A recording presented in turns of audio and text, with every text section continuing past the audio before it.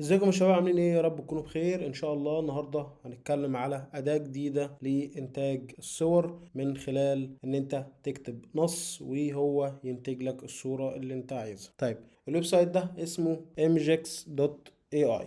اول حاجة دي الواجهة بتاعت الويب سايت.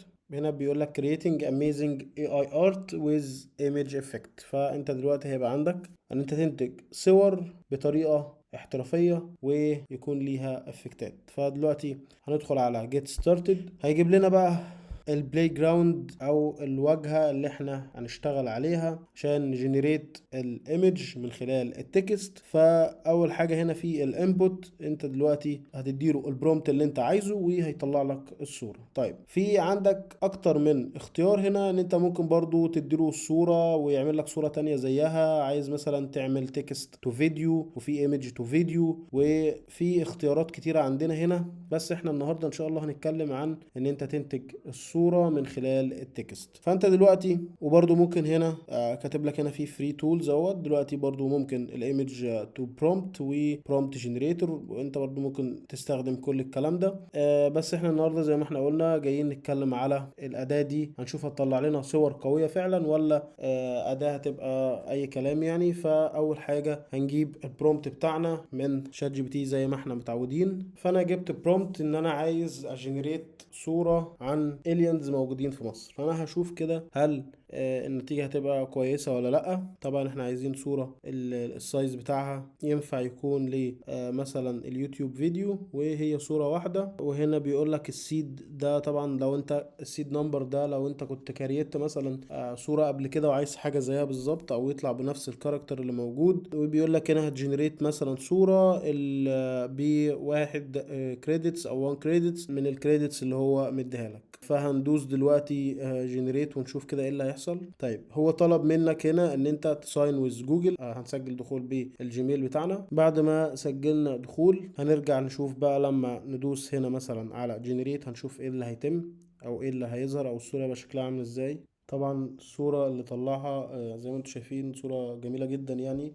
انا الصراحه ما كنتش متخيل ان هي هتبقى كده، بس يعني فعلا صوره كويسه جدا جدا جدا. طيب، انت ممكن تقول له هنا enhance your prompt، تمام، وهو يحسن لك البرومبت بتاعك. يعني انت خلاص قلت له enhance البرومبت بتاعي وانا عايز AI enhance دي عشان يديك بقى برومبت تفصيلي عن كل حاجه. وبرضه انا عايزك تاخد بالك ان انت هنا الكريدتس بتاعتك 5 واحنا استخدمنا واحده. طبعا اكتريه الويب سايتس اللي موجوده او الادوات الجديده اللي موجوده بتبقى الخطة الفري بتاعتها ان هو بيديك عدد محدود من الكريدتس عشان لما تخلص تشترك. بس طبعا انت ممكن تعمل اكتر من اكونت وتستخدمهم براحتك يعني. فاحنا كده هنشوف بعد ما احنا عملنا تحسين للبرومت من خلال الاي اي، هنشوف البرومت ده هيطلع لنا صورة شكلها عامل ازاي. دي كده اول صورة معانا. يعني الصراحة الصورة جبارة فعلا. هي الأداة دي طلعت أكتر من إن أنا كنت متخيل. طلعت أداة قوية جدا يعني. حتى الصورة زي ما انتم شايفين التفاصيل بتاعتها قوية جدا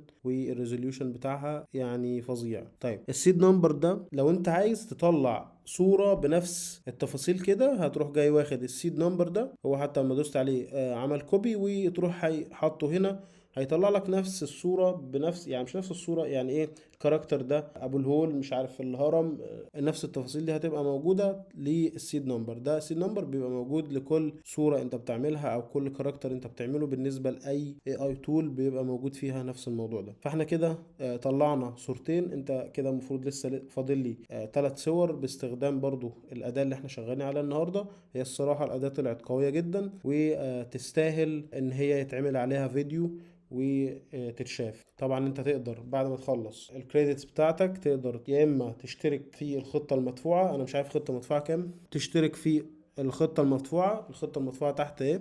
عندك في البرو وفي الانتربرايز والبلاتينيوم. انت عندك هنا ده الشهر واقف على $12 والشهر هنا ب $23، وفي الخطة الأخيرة الشهر يعتبر ب $48. أول واحدة أنت ليك 1000 كريدتس في الشهر، وهنا 3000 وهنا 7000.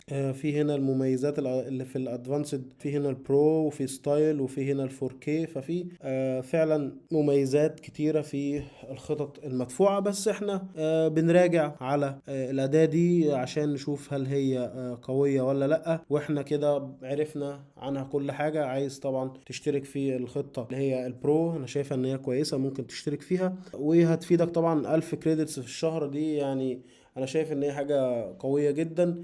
انت دلوقتي مثلا، انت لو جيت انت دلوقتي عايز كل شوية تطلع صورة، ونفترض انت عندك منتج وعايز كل شوية تطلع صورة كويسة ليه، او انت مثلا صاحب شركة وعايز كل شوية صور، فانت لو حتى مفيش ادوات الاي اي والكلام ده كله ورحت لواحد ديزاينر، ما هو هياخد فلوس. ال $12 في الشهر دول انا مش شايفهم ان هم رقم ومش فلوس الصراحة. فانت في حاجات كتير الاي اي بيقدمها لك مش اي حد هيعرف يعملها. فانت دلوقتي طلع لنا في ثانية صورة احترافية بشوية كلام انا كاتبه. فالصراحة $12 ده مش حاجة، وده مش اعلان والله، بس انا بتكلم عموما. يعني الادوات الاي اي بقت فظيعة الصراحة، وما بتاخدش المبالغ اللي البشر بياخدوها. فانت ممكن تعمل اي حاجة انت محتاجها بالاي اي بان انت تكتب له شوية كلام. وفي طبعا انت عندك هنا في الجنب هنا في ممكن تطلع فيديو، فيديو من صورة. يعني انت ممكن مثلا تاخد الصورة دي وتطلع عليها فيديو، فانت كده عملت قصة تانية وموضوع تاني، والموضوع بقى جبار يعني. فكده احنا وصلنا لنهاية حلقة النهاردة.